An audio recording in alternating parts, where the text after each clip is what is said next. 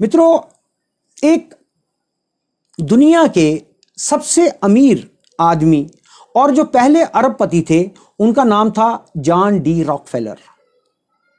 मित्रों, 25 साल की उम्र में वे अमेरिका की सबसे बड़ी तेल रिफाइनरों में से एक के मालिक बने। 31 साल की उम्र में वे दुनिया के सबसे बड़े तेल रिफाइनरियों के मालिक बन गए। 38 साल की उम्र में उन्होंने यूनाइटेड स्टेट्स का जो 90% रिफाइंड तेल की जो कमान थी, उन्होंने संभाल ली। और मित्रों, 50 की उम्र तक वह विश्व के सबसे अमीर व्यक्ति हो गए। और जब उनकी मृत्यु हुई, तब भी वह विश्व के सबसे अमीर व्यक्ति थे। मित्रों, एक युवा के रूप में उन्होंने प्रत्येक निर्णय, प्रत्येक दृष्टिकोण और रिश्ते को अपनी व्यक्तिगत, जो अपनी पर्सनल शक्ति और अपने धन को बढ़ाने में लगे रहते थे। वो रिश्तों को बढ़ाते, अपने धन को बढ़ाने लगते। लेकिन 53 साल की उम्र में वो बीमार पड़ गए और कहते हैं कि उनका पूरा शरीर दर्द करता था, दर्द से भरा रहता था। हर जगह, वहाँ हर शरीर के हर अंग में उन्हें दर्द होती थी। उनके सारे बाल झड़ गए।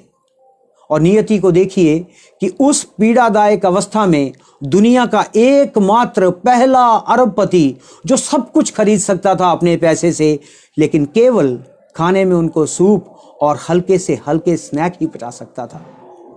उनके एक सहयोगी ने लिखा कि वह ना तो सो सकते थे, ना मुस्कुरा सकते थे, और उस समय जीवन में कुछ भी उनके लिए मायने नहीं रखता था। और उनके व्यक्तिगत और अत्यधिक कुशल जो चिकित्सक थे, उन्होंने भविष्यवाणी कर दी कि वह केवल 1 वर्ष ही जी पाएंगे। और उनका वह साल बहुत धीरे धीरे और बड़ी पीड़ा से गुजर रहा था।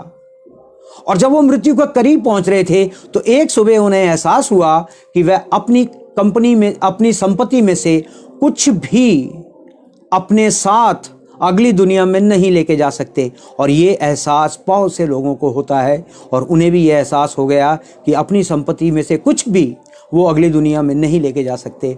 और मित्रों, जो व्यक्ति पूरी दुनिया के व्यापार को नियंत्रित कर सकता था, उसे अचानक ये एहसास हुआ कि उसका अपना जीवन ही उसके नियंत्रण में नहीं रहा।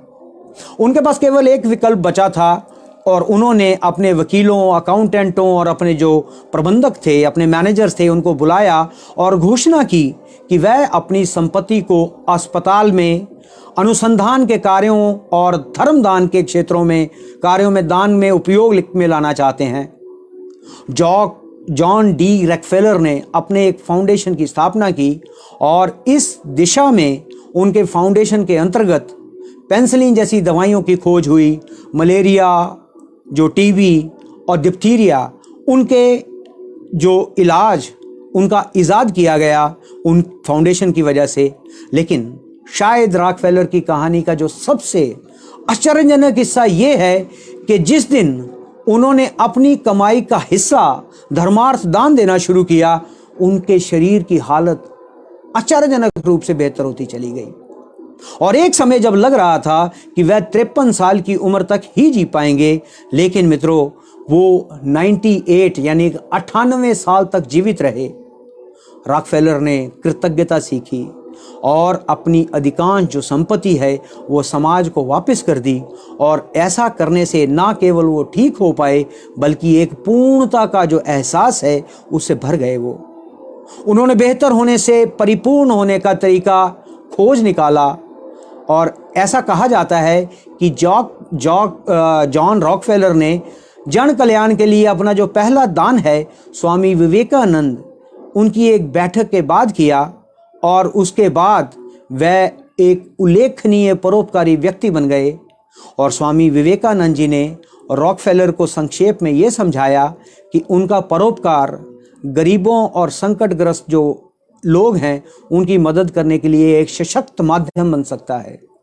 मित्रों, अपनी मृत्यु से पहले उन्होंने अपनी डायरी में लिखा कि मुझे जीवन ने काम करना सिखाया। मेरी जीवन एक लंबी और सुखद यात्रा है, काम और आनंद से भरपूर। मैंने राह की चिंता छोड़ दी और ईश्वर ने मुझे हर रोज एक अच्छाई से नवाजा। तो देने का सुख ही जीवन का सच्चा सुख है। तो आप भी कब शुरू कर रहे हैं अपनी जो कमाई हुई, जो समाज से कमाई हुई दौलत है, उनको समाज में ही देना कब शुरू कर रहे हैं? क्योंकि दुनिया का कोई भी व्यक्ति ऐसा नहीं है जो अपनी कमाई हुई जो चीज़ें हैं, अपनी कमाई हुई धन है, अपना कमाया हुआ पैसा है, अपना कमाया हुआ सोना है, वो दूसरी दुनिया में लेके जा सके। तो आप भी इसी तरह से जॉन रॉकफेलर की तरह अपने कार्य को, अपने पैसे को धर्मार्थ, परोपकार में लगाइए और यकीन कीजिए कि ये एक ऐसा रास्ता है जिसका, इसकी साइंस क्या है, इसके पीछे कौन सी ताकतें काम करती हैं, लेकिन ये काम करता है। तो बढ़िए, अच्छे कार्यों के लिए अपने पैसे को लगाइए।